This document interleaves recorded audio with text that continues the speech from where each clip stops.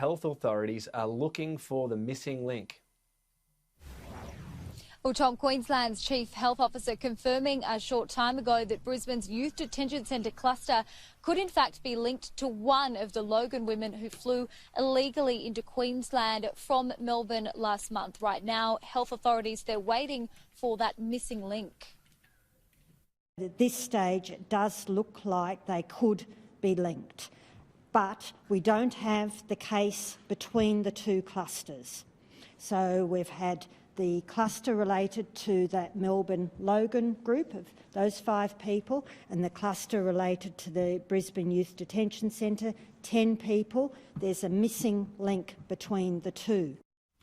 The final genomic testing will come back later this week. We know no new cases were confirmed in Queensland overnight.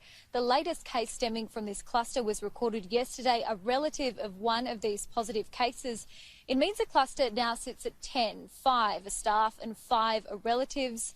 Not only has it led to the lockdown of this facility, but we're now seeing widespread testing across southeast Queensland, and a number of new clinics have been set up in the Greater Brisbane, Logan and Ipswich areas in order to keep up with demand and lessen some of these wait times. We know that health alerts have gone out for more than 50 venues across the southeast, including Indooroopilly Shopping Centre, as well as the IKEA in Logan, the Bunnings in Brown Plains. That full list can be found on the state government website. But for now, our Chief Health Officer is encouraging residents in these problem areas to think about wearing face masks in areas where they can't socially distance, shopping centres and public transport, for example. GPs are also encouraged to do the same. Masks are now mandatory in hospitals in these regions. That is for staff, visitors, as well as patients. So, Tom, the advice is to go out and get tested if you have any symptoms that are consistent with COVID-19.